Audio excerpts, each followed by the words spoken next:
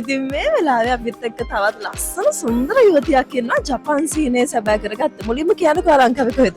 මම මාළඹේ. මාළඹේ. ඉතින් මේ වෙලාවේ දැනෙන හැඟීම කොයි වගේද? ගොඩක් සතුටුයි. ඉතින් හීනයක් හැබෑවනා වගේ කියලා හිතෙනවා. ජපානයට ගිහිල්ලා කොයි වගේද තමන්ගේ සිහිනය සැබෑ කරගන්නවා හිතාගෙන ඉන්නේ? ඒ කියන්නේ ජපානට ගිහලා හොඳ ජොබ් එකක් කාගෙන දිනුවෙන් තමයි හිතාගෙන ඉන්නේ. එහෙනම් ඒ සිහිනයට අපෙන් සුබ කරමු.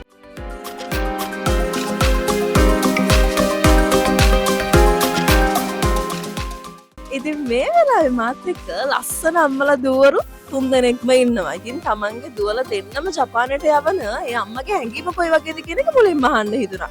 කොයි වගේද ඒ දැනෙන හැඟීම? මට ගොඩාක් සතුටුයි දෙන්නටම කරදරයක් නැතුව මේ ඔක්කොම වැඩ කටයුතු කරගන්න. හම්බුනේ සෙන්ස් එකේ TikTok දැකලා තමයි ක්ලාස් එකට join වුනේ. අපි අක්කිගෙන් මුලින්ම අහලා බලමුකෝ. නංගිත් එක්කම ජපානයට යන්න පුළුවන් වෙලා තියෙනවා. කොහොමද ඒ දැනෙන හැඟීම?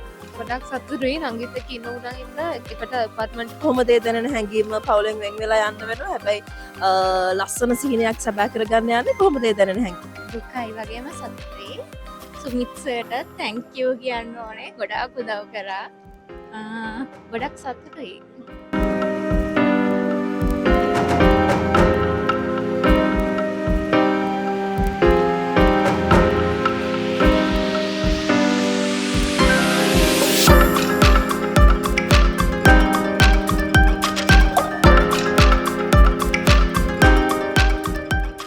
තව විනාඩි කිහිපයක් ජපානයට යන්න තියෙන්නේ. කොහොමද මේ දැනෙන හැඟීම ගැන කිව්වොත්?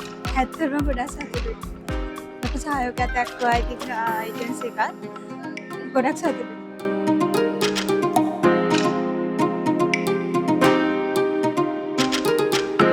ඉතින් මේ වෙලාව අපිත් එක්ක ආදරණීය අම්මා කෙනෙක් ඉන්නවා. ඒ අම්මට දැනෙන ඒ ආදරණීය හැඟීම කොහොමද කියලා අපි අහලා බලමු. ඇත්තටම ගොඩාක් මහත් ඉස්සලාම අපේ සර්ට ගොඩාක් ස්තුතිවන්ත වෙනවා. විශ්සෙම මම හැමදාම ප්‍රාර්ථනා කරනවා සර්ගේ මේ ළමයි කට සියලු සාර්ථක වෙන්න කියලා. ඒවා සාර්ථක වුණා. සර්ගේ තියෙන කරුණාව තමයි මේ හැම ගමට මේ සාර්ථකත්වයේ මූල.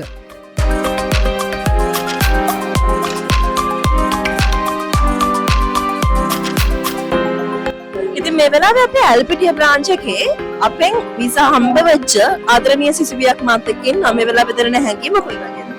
ගොඩක් සතුටුයි සෙන්සේ.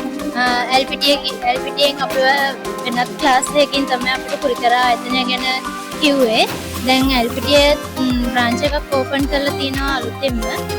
ගොඩක් සතුටුයි විශ්වාසවන්ත තැනක්. අපිට මුලින් ඉඳන්ම අග වෙනකම් ගොඩාක් දේවල් මේ හරියටම කරලා දුන්නා. ගොඩාක් සතුටුයි සෙන්සේ මේ වෙලාවේ මගේ හීනට යන්න පුළුවන් වෙච්ච එක ගැන.